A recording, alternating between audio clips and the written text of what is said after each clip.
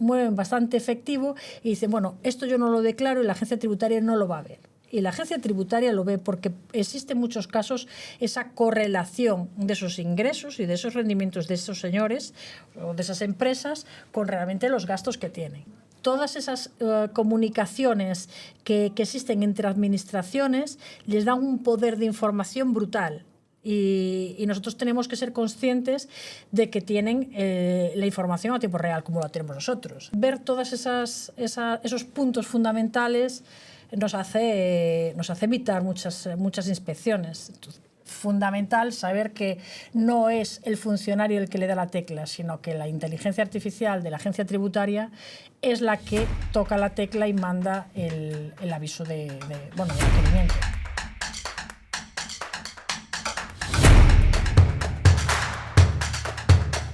Bienvenida Esther, un capítulo más, experta en reestructuración empresarial, en educarnos a todos financiera y hoy especialmente en nuestras obligaciones con el fisco. Bienvenida. Hola, buenas. ¿Qué tal? Cerrando impuestos a pesar de la época en la que estamos aquí fiel a nuestro compromiso.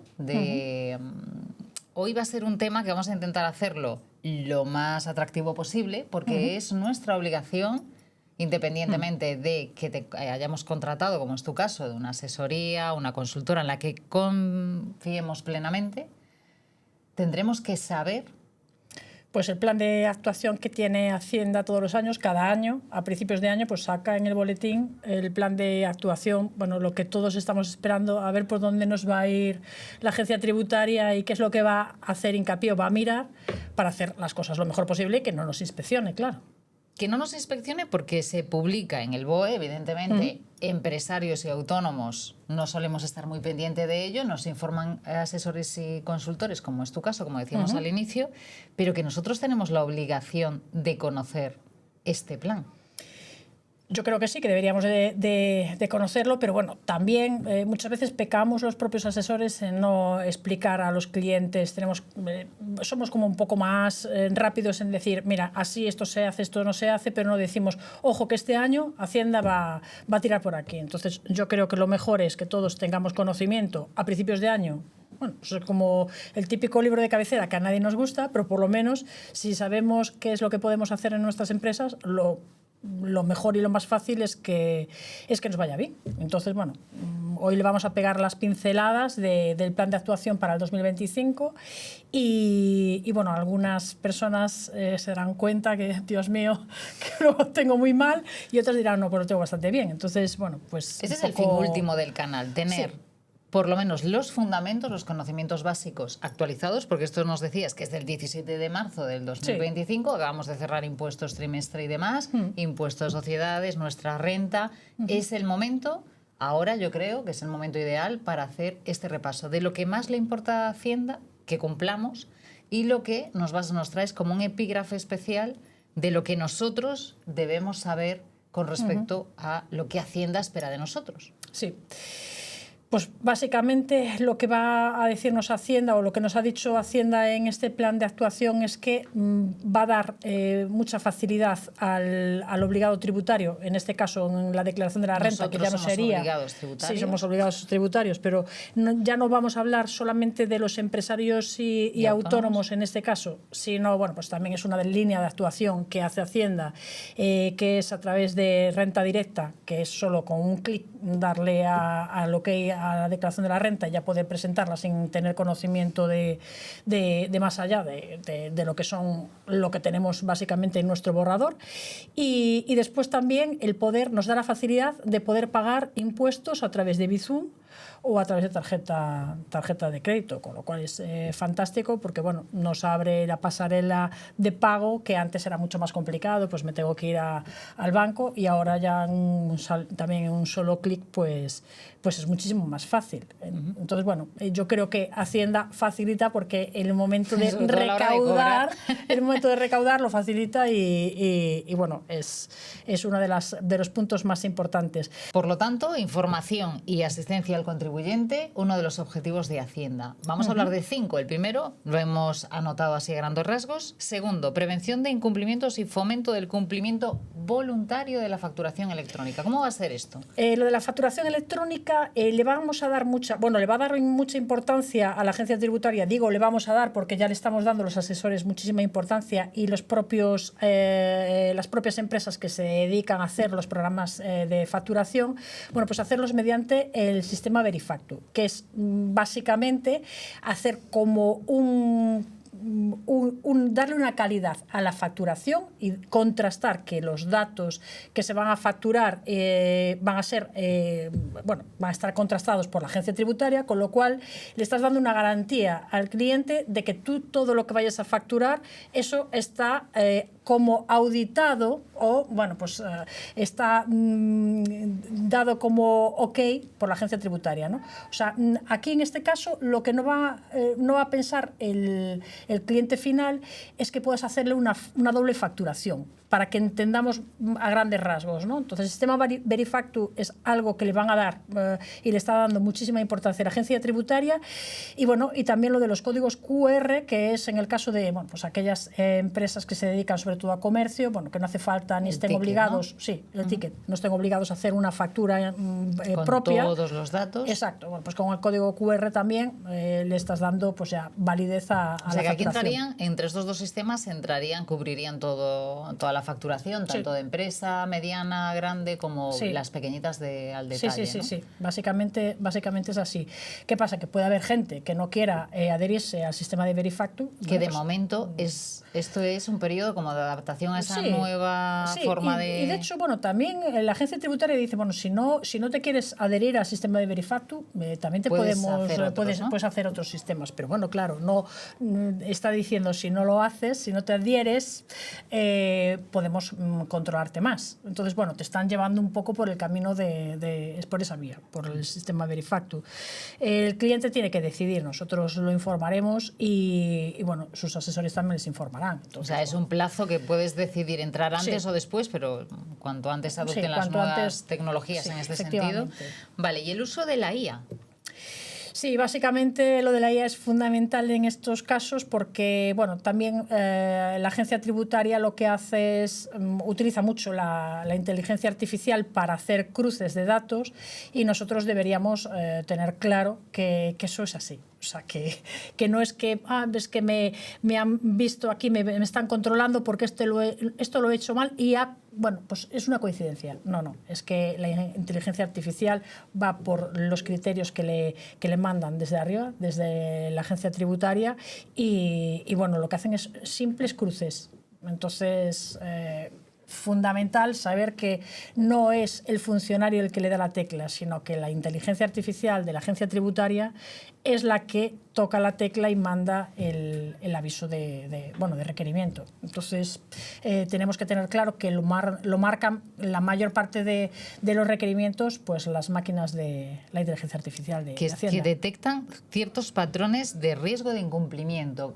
¿Algún ejemplo que se te ocurra de errores que se cometen pensando que son como islas de información independientes y que ahora aquí en estos casos normalmente los patrones de incumplimiento, por ejemplo, podríamos decir en el caso de cualquier persona que no sea empresa, unos alquileres propiamente, es decir, pues no me van a descubrir que yo tengo alquilado mi piso a un tercero porque este tercero no va a declararlo, pero por consumo de luz, por consumos de agua, etcétera, los bancos están obligados a dar los datos de ingresos y salidas de dinero de cada contribuyente. Después, las compañías de luz, de gas, lo mismo. Con lo cual, si hay suministros, hay vivienda que está activa. Exacto. Entonces, es susceptible de que a priori viva alguien allí, ¿no? Que no sean solamente los mínimos. Entonces ahí está claro que es uno de los puntos que la inteligencia artificial marca para una posible inspección. Tercer punto que dices, muy especial foco de Hacienda que más recae sobre el contribuyente, en este caso empresas, autónomos, la investigación de la lucha contra el fraude tributario y aduanero, que a veces podemos pensar que nosotros no tenemos una gran riqueza, que no va a suponer eso un foco sobre nosotros, pero nos anticipas que sí que están pendientes, ¿no? Sí, están pendientes porque realmente lo que hace Hacienda es ver que cuadren las cifras de lo que tenemos de rendimientos con bueno, pues lo que tenemos lo que hacemos en nuestra vida personal. Muchas veces mezclamos, perdemos el horizonte de decir, bueno, pues esto es lo que hace la empresa y esto es lo que me llevo yo de rendimientos, y mezclamos mucho y ahí es donde sale los dineros que a lo mejor pensamos que vamos a engañar a Hacienda y lo estamos haciendo muy mal. Entonces ahí es donde la agencia tributaria le pega el punto más importante, bueno, el hincapié en luchar contra eso, contra el fraude fiscal.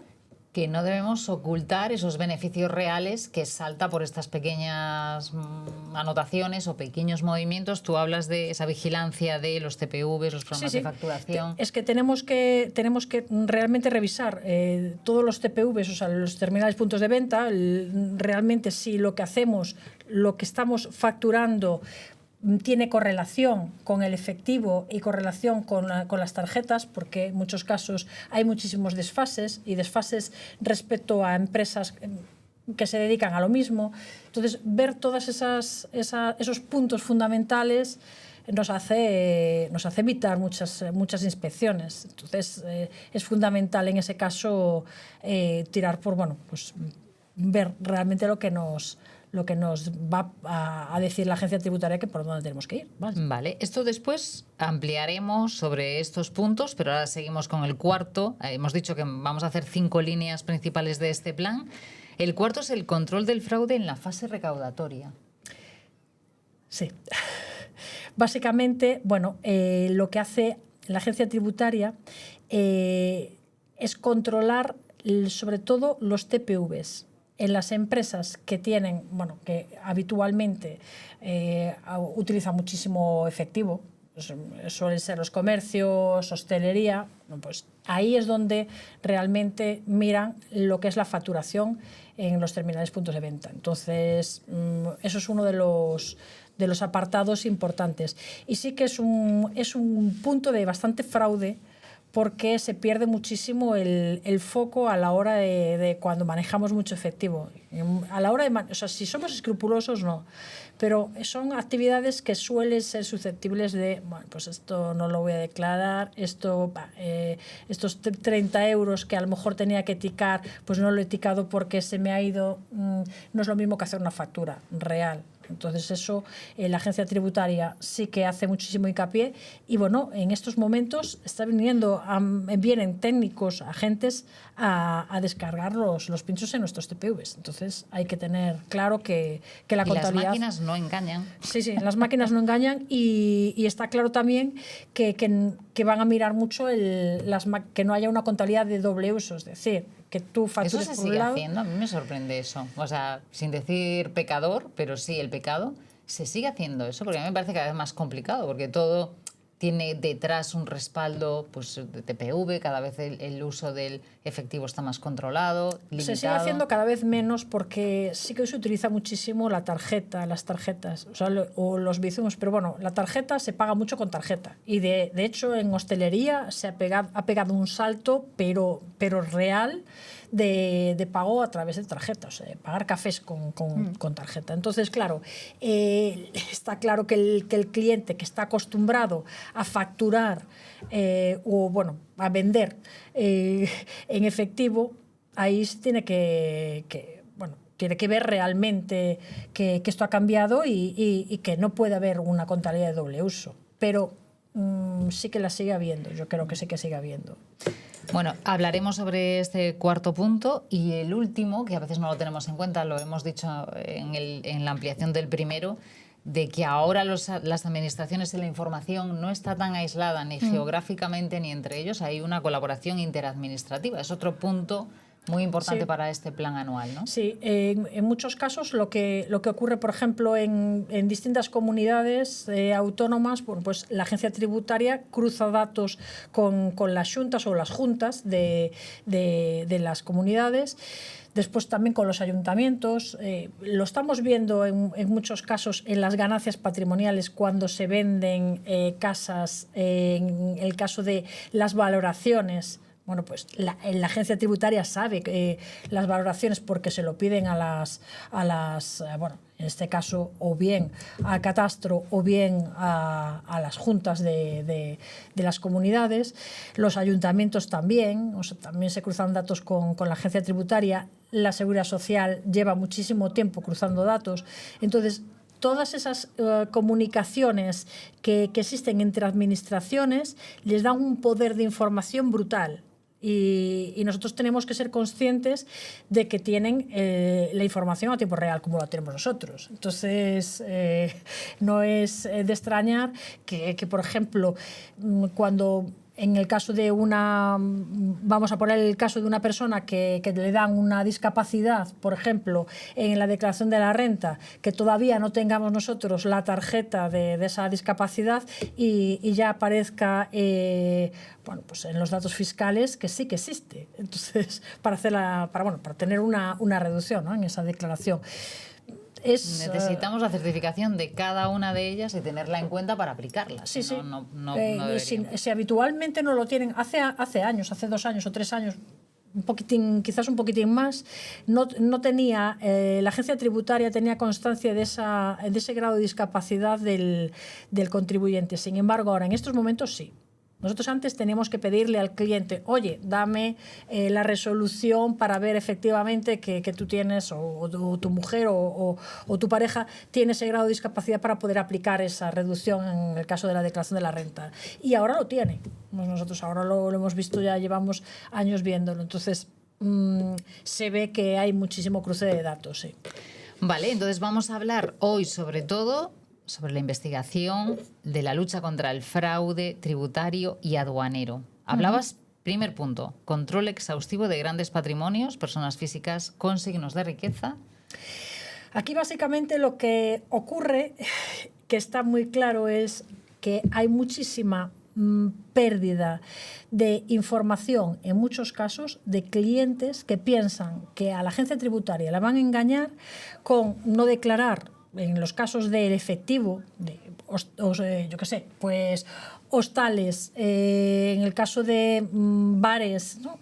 Bueno, pues mueven bastante efectivo y dicen, bueno, esto yo no lo declaro y la agencia tributaria no lo va a ver. Y la agencia tributaria lo ve porque existe en muchos casos esa correlación de esos ingresos y de esos rendimientos de esos señores o de esas empresas con realmente los gastos que tienen. ¿Qué es lo que pasa? Bueno, pues se ve gente que tiene a lo mejor un coche, que ha adquirido un coche que a lo mejor no es demasiado caro, que puede estar en torno a un coche medio, 30.000, 50.000 euros, y dices, este señor, ¿por qué no se va a poder comprar un coche de 30.000, 50.000 euros? Ah, ya, pero es que lleva declarando pérdidas 3 años. Si llevas declarando pérdidas 3 años, no puedes comprarte un coche de 30.000 o 50.000 euros. Y tú, si como no lo vas a declarar, que piensas que no vas a declarar ese coche y piensas que esos gastos no los vas a imputar en tu empresa, sí, la agencia tributaria no lo va a saber. Claro, sí que entra en tu patrimonio personal. Claro, efectivamente. La agencia tributaria sí que lo sabe. ¿Por qué? Porque tú, evidentemente, si llevas, por ejemplo, 2-3 años declarando pérdidas, no tienes realmente un sueldo o tienes un sueldo mínimo para tus gastos mínimos y vitales, no te vas a poder pagar un coche. Entonces, esos casos ocurren, pero a patadas. Yo tengo, por ejemplo, el caso de un cliente ya hace años que llevaba 2 años teniendo unos rendimientos, declarando rendimientos bastante bajos, ¿no? Y nos llamó el inspector de Hacienda y nos dijo, bueno, pues que claro, que le mandáramos todos los libros contables.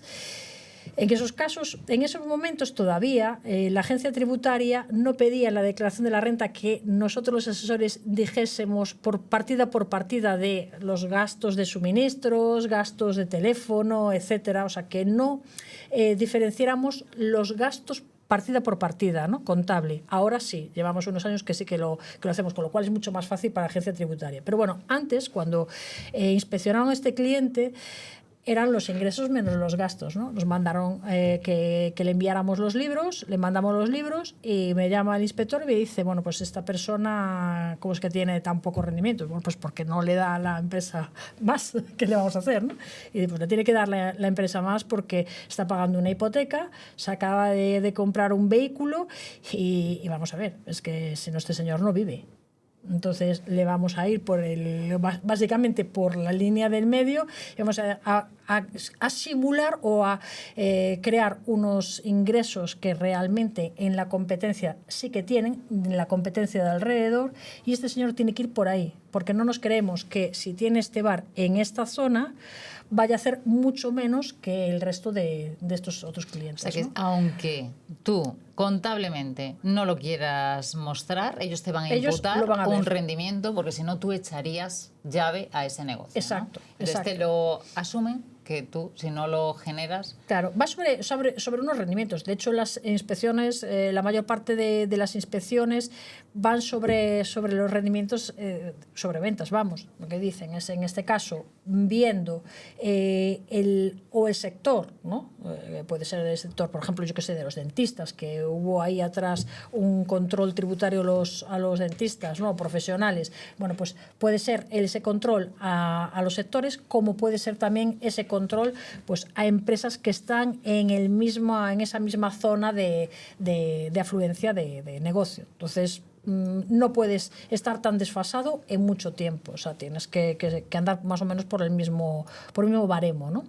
El segundo punto que dices es que a veces se hace un uso abusivo en sociedades que se imputan compras de grandes patrimonios, de casas, de coches, para uso propio, ¿no? Sí, porque la mayor parte de la gente cuando crea una sociedad dice, bueno, pues ahora que ya gano muchísimo dinero, pues me voy a comprar mi casa y la voy a meter en la sociedad, y entonces es una forma de desgravar y estupendo y maravilloso, y todos los gastos que tengo pues los imputo en la sociedad, y es un error.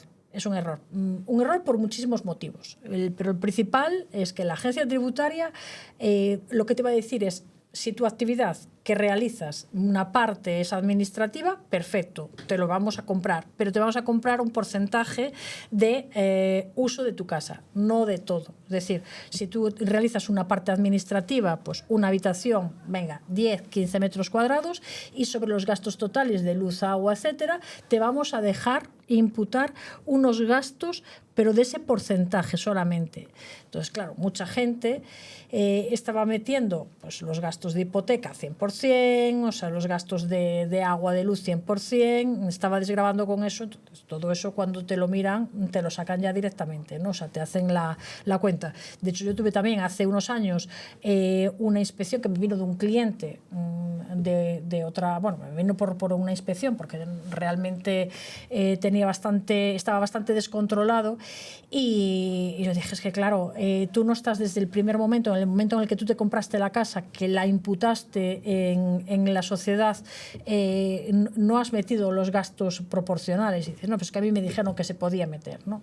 Bueno, no, eso se hacía mucho antes, ahora ya no. Y Cuidado también con esto, ¿no? Porque uno de los motivos de este canal precisamente es que estemos más informados, no ser tan susceptibles de engaño, a veces sin mala intención, pero engaño al fin y al cabo, sí. Intentando ese beneficio fiscal, intentando que se paguen los menos impuestos, intentando reducir ese tipo impositivo, intentando que se paguen menos impuestos, a veces corremos mucho más riesgo del que somos conscientes que estamos asumiendo, ¿no?